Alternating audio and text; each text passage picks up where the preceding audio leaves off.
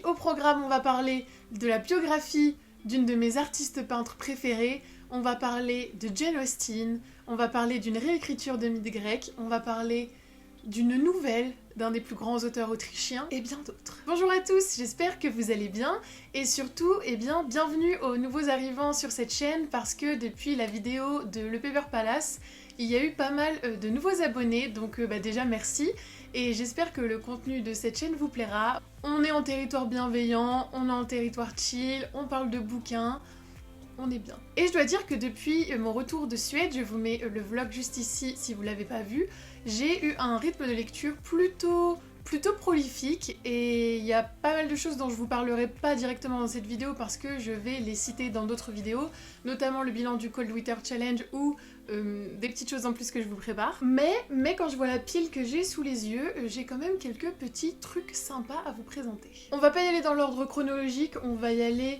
en fonction de ce qui me tombe sous la main. Et donc le premier livre dont je voulais vous parler, c'est Le joueur d'échecs de Stefan Zweig. C'est le premier livre de Stefan Zweig que je lis. Je ne vous cache pas qu'on va parler d'un joueur d'échecs, comme le nom l'indique. C'est plutôt une nouvelle, une courte nouvelle d'environ 100 pages, sachant que dans le livre là, il y a une assez longue préface, donc c'est vraiment très court à lire. Ça se passe sur un bateau, on va suivre un homme, je sais plus si on se souvient de son nom, mais un homme qui se rend en Amérique, je crois. En tout cas, il prend le bateau pour se rendre dans un autre pays. Et sur ce bateau, il apprend que le champion mondial d'échecs est présent. C'est un homme un peu taciturne, il est très difficile à approcher, il est très renfermé. Il est un peu hautain, mais en fait, il y a tout son background qui est développé dans le livre, donc on comprend aussi pourquoi il est comme ça. Et cet homme se dit, ok, c'est une occasion à prendre, il y a quand même le champion mondial d'échecs qui est sur mon bateau, il faut que j'arrive à jouer une partie contre lui. Et donc avec d'autres hommes, ils vont développer un petit stratagème pour amener cet homme à jouer contre eux. Je peux pas vous en dire trop parce qu'évidemment c'est une nouvelle, donc c'est très court et si je vous en dis trop, je vais vous spoiler. Mais c'est vraiment la base de l'histoire, c'est ce qu'on apprend dans les premières pages. Mais à travers les échecs, ça va nous embarquer sur des réflexions plus philosophiques, sur l'isolement, sur la capacité du cerveau humain et ce qu'il est capable de faire quand il est poussé dans ses retranchements, dans vraiment ses extrémités. Je peux pas vous expliquer comment parce que je vous gâcherai l'histoire et honnêtement moi je me suis lancée dans ce livre, je savais pas du tout de quoi ça parlait, je voulais juste lire du Stefan Zweig, ça coûtait 2€, je me suis dit let's go. Mais c'est une fable qui a un côté aussi historique puisqu'on va en découvrir un peu plus sur le nazisme d'un certain côté, et sur certaines petites choses qui se sont passées pendant la guerre, pendant la Seconde Guerre mondiale sous Hitler, et c'était hyper chouette. Vraiment, je l'ai dévoré, c'est hyper court. La manière dont le background et la psychologie des personnages sont construits dans le récit de manière aussi courte, mais en même temps aussi poussée, c'est très intéressant. Il y a des longues parties en monologue, mais que Stefan Zweig arrive à rendre très intéressant. Et franchement, si vous avez vu la série The Queen's Gambit, comme je pense 90% des gens, et donc un peu comme tout le monde, je suis dans un mood en mode ok, les échecs c'est stylé, je pense que vous allez beaucoup aimer ce livre. Moi perso j'ai adoré et j'ai trouvé qu'il y avait un certain parallèle qui était fait puisqu'on va parler un peu de jeunes prodiges des échecs mais pas que, et d'un côté aussi addiction au jeu, addiction aux échecs. Donc franchement j'ai adoré. Si vous cherchez un livre classique à lire ou une manière de découvrir la plume traduite de Stefan Zweig, je conseille fortement, très simple à lire, plume très fluide, et j'ai hyper hâte de découvrir d'autres écrits de l'auteur parce que j'ai vraiment beaucoup aimé cette nouvelle et elle m'a transportée le temps d'une soirée. Puisqu'on est dans les livres courts, on va pour le coup passer à un livre qui est très court, puisque c'est un livre de la collection Les Plis de l'édition Lorma. En fait c'est des tout petits livres qui sont sur des auteurs, donc là c'est sur Jane Austen, et j'ai aussi celui sur Mary Shelley, juste là, que j'ai pas encore lu. Et c'est des livres en fait qui ont la spécialité de pouvoir être de pouvoir être transformés en enveloppe, c'est-à-dire que la couverture du livre, je vais vous l'enlever, vous pouvez la transformer en carte et vraiment l'envoyer et l'offrir à quelqu'un. Donc après, je prendrai pas forcément le risque de l'envoyer par la poste parce que je suis pas sûre que ça arrive en très bon état, mais c'est quand même très sympa. Et ensuite, les livres sont comme ça en dessous, donc vraiment très joli. Et donc c'est une collection spéciale de Lorma, il me semble que c'est la deuxième série qu'ils font, j'avais totalement loupé la première. Je trouve par contre qu'ils sont un peu chers parce que c'est 7,90 le livre je crois, et ils doivent faire 60 pages. Après le travail éditorial est très sympa et le fait que la jaquette puisse se transformer est plutôt cool. mais je trouve qu'il reste un peu cher par rapport à la taille du livre. Et du coup, ce sont des recueils épistolaires, ce sont simplement des recueils de lettres. Donc celui-ci s'appelle « Pas de femme parfaite s'il vous plaît ». Je trouve que cette phrase représente tellement bien Jane Austen qui a créé des personnages féminins qui étaient hyper forts, hyper indépendants, qui vraiment arrivent à s'émanciper de la société et des codes qu'on essaye de leur imposer. Elle était vraiment précurseur dans ce genre et pas de femme parfaite s'il vous plaît, c'est une phrase qui est dans une de ses lettres et je trouve que c'est vraiment parfait pour elle. Celui-ci, ce sont principalement des lettres que Jane Austen a envoyées à sa sœur Cassandra, mais pas que, il y a quelques autres lettres mais c'est principalement Cassandra. C'est sympa pour en apprendre un peu plus sur un auteur que vous appréciez ou que vous connaissez déjà.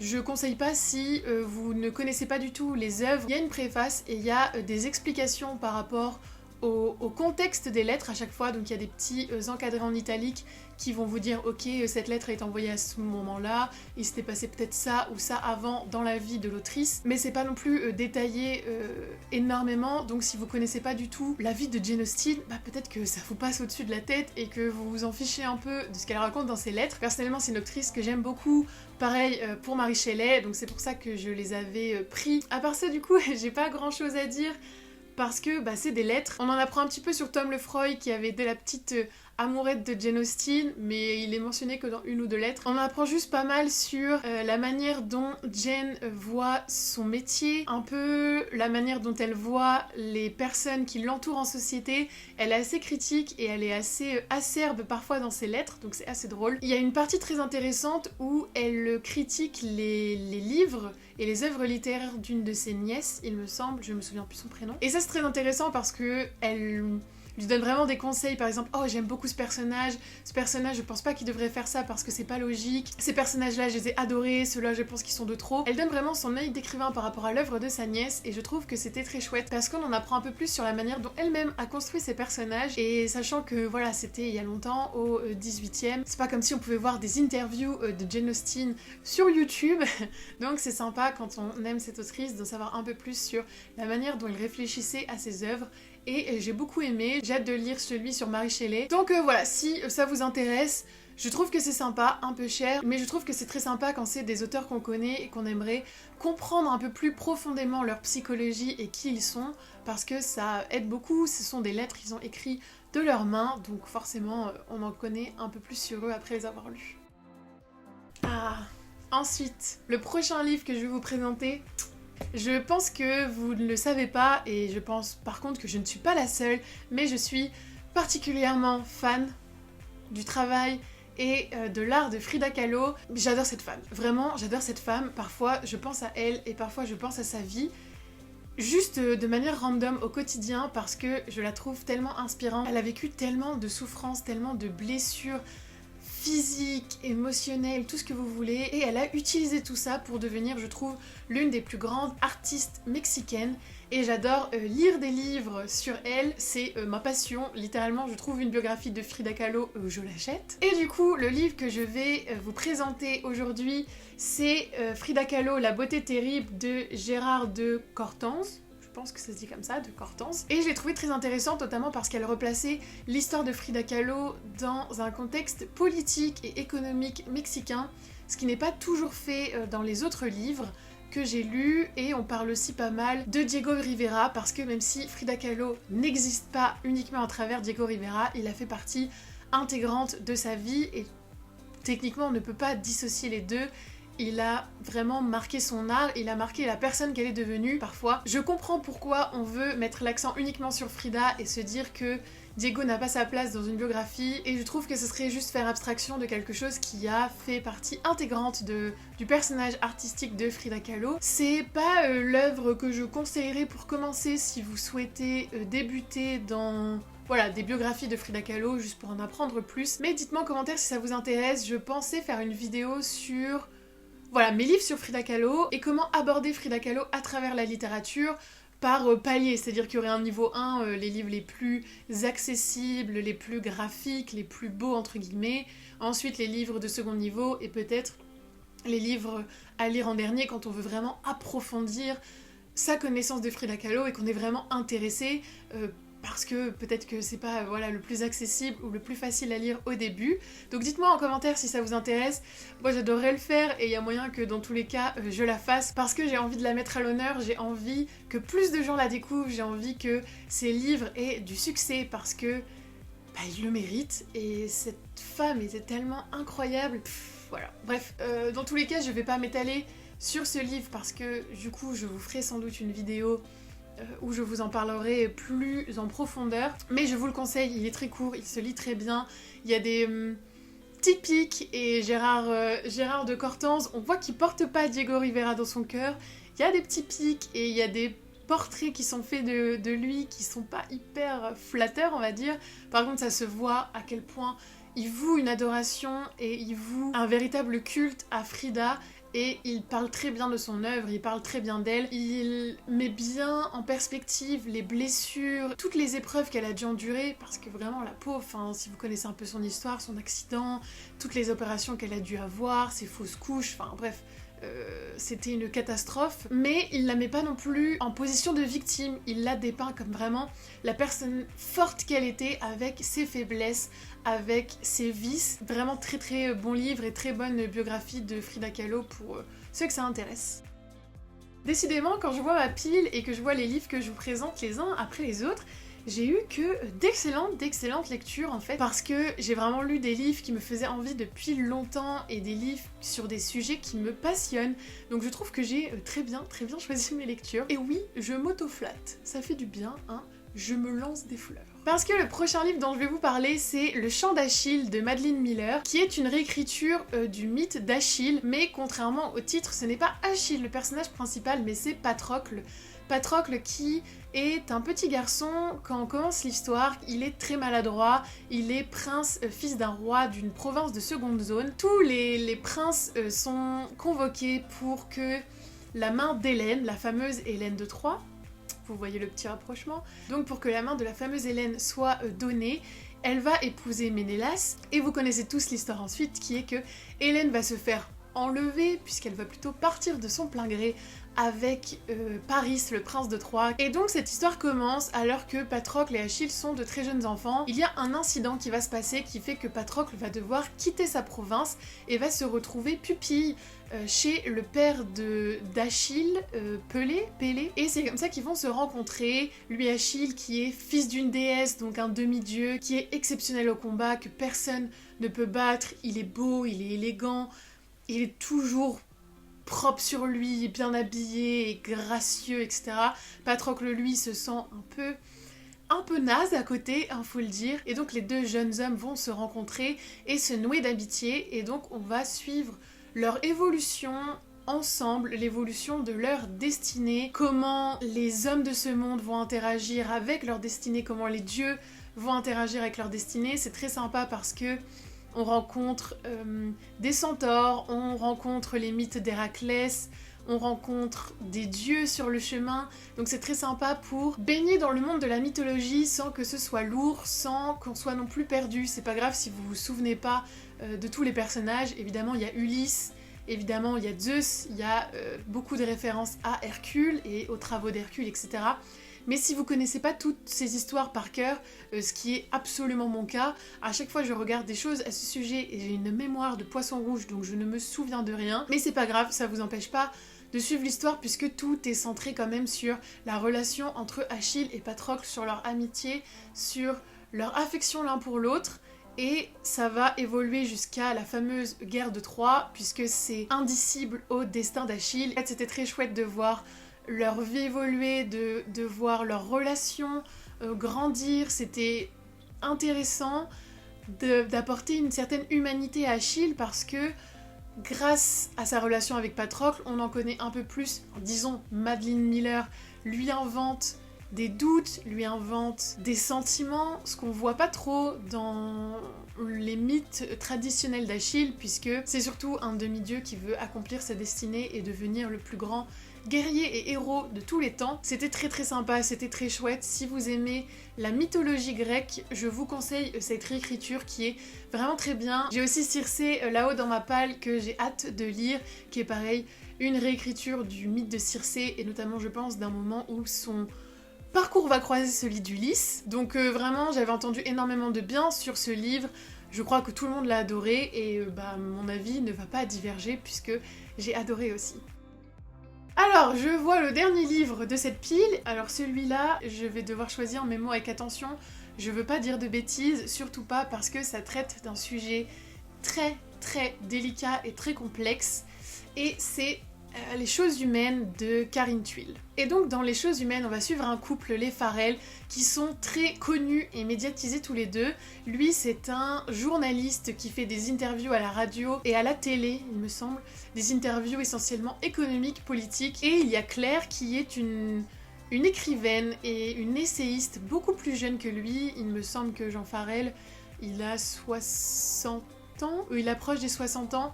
Alors que Claire elle est plutôt dans une bonne trentaine. Les deux sont très médiatisés, les deux font attention à leur image. Claire est notamment connue pour des essais sur le féminisme.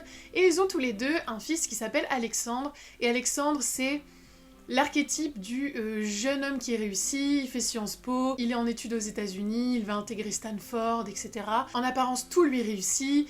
Il est bien éduqué, il vient d'un milieu aisé, il fait des études, il est intelligent. Sauf que cette famille, en apparence modèle, va être totalement déséquilibré et va totalement imploser. Et donc cet incident, c'est quelque chose d'horrible puisque Alexandre va être accusé de viol. Quelqu'un va porter plainte contre lui. Donc ce livre, en fait, il est découpé en plusieurs parties puisque toute cette histoire de viol ne va pas être intégrée dès le début. On va passer au moins 100 bonnes pages dans la vie de Jean Farrell, dans la vie de Claire, dans la vie d'Alexandre. J'ai trouvé que c'était peut-être un peu long.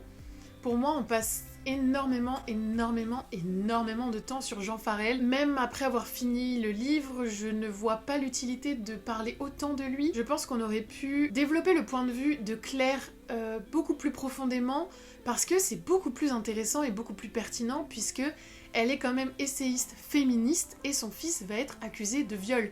Et je trouve que ce contraste de elle qui défend les femmes et donc qui va être en confrontation vraiment complète avec le fait de vouloir défendre son enfant et en même temps de vouloir défendre ses convictions qui est la défense de la femme, ça j'ai trouvé que c'était ultra intéressant et c'était beaucoup moins développé et en tout cas on la mettait beaucoup moins en avant que Jean qui lui est un personnage que j'ai détesté, vraiment j'ai détesté le suivre, j'ai trouvé qu'il avait des paroles vis-à-vis des femmes et des pensées vis-à-vis des femmes et de la vieillesse des femmes, etc., qui était vraiment dégueulasse. Je pense que c'est une volonté de Karine Thuil, et en gros c'est juste un personnage qui est tellement égoïste qu'il n'arrive pas à bien se comporter avec les femmes qu'il aime, même quand il veut.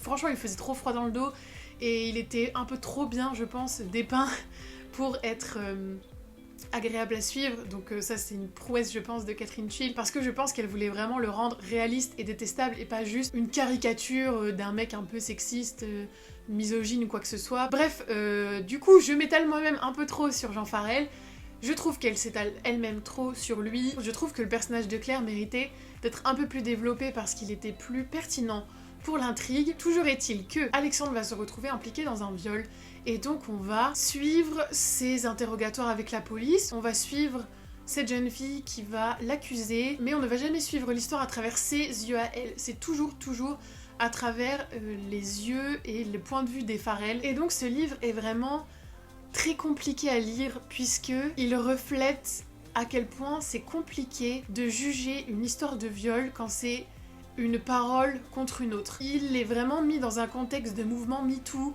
de mouvement de la libération de parole de la femme, de mouvement autour de l'affaire Weinstein, etc. Dans un contexte de la place de la femme et la voix de la femme doit être entendue, doit être défendue. Donc il y a une grosse portée féministe dans ce livre et en même temps il y a toute cette complexité. Catherine Thuil, elle relève haut la main le défi de traiter de manière intelligente, sans caricature, sans cynisme. Elle parle de cet engrenage judiciaire, elle parle de la violence, elle parle de jusqu'où ça peut aller. Elle traite à la fois des problématiques qui vont toucher la victime de viol et des problématiques qui vont toucher Alexandre. Et j'ai trouvé ça bien fait parce que malheureusement, c'est souvent comme ça. Malheureusement, je pense que les affaires de viol actuelles qui sont au tribunal, c'est souvent la parole de quelqu'un contre la parole de quelqu'un d'autre. Quand je vous dis que c'est un sujet très complexe et très délicat, je ne mens pas. Ce livre est bien fait, ce livre est documenté, ce livre s'est inspiré de vrais procès Et c'est ça que j'ai trouvé bien. Il est vraiment inspiré de faits réels et de vrais argumentaires, de vrais cas, de vraies défenses qui ont été mises en place par rapport à une victime, par rapport à un accusé. Et j'ai trouvé que c'était bien de mettre ça en perspective avec les mouvements féministes de notre époque. C'est un très bon livre, c'est un livre qui est pas du tout manichéen, c'est un livre qui est complexe, c'est un livre qui reflète la complexité des procès judiciaires autour de viol. C'était pas plaisant à lire à la fin parce que ça traite de viol quoi, donc qui a envie de lire sur ça, genre c'est pas un truc divertissant. C'est un livre qui interroge, et dans tous les cas, les livres qui interrogent sur des problématiques comme celle de la place de la femme et comme celle de les violences faites aux femmes, c'est toujours bon à prendre parce que ce sont des livres nécessaires et ce sont des livres dont on a besoin. Je recommande. C'était laborieux, hein? Je pense que vous l'avez senti tout comme moi, c'était laborieux. Je pense que je vais m'amuser au montage de cette partie-là de la vidéo. Toujours est-il que c'était d'excellentes lectures, donc c'est pour ça que j'avais envie de vous faire une vidéo pour vous en parler. Ce sont des livres qui m'ont apporté des réflexions, apporté de l'inspiration, apporté de la joie, apporté des connaissances. Franchement, que demande le peuple ? J'espère que ça vous aura donné envie, j'espère que ce que je vous en aurais dit vous aura intrigué un peu. N'hésitez pas à me dire ce que vous avez lu pendant ce mois de février en commentaire, si vous avez eu des petits coups de cœur déjà en ce début d'année. C'était un plaisir de vous avoir dans cette vidéo avec moi, et en attendant je vous dis à la prochaine.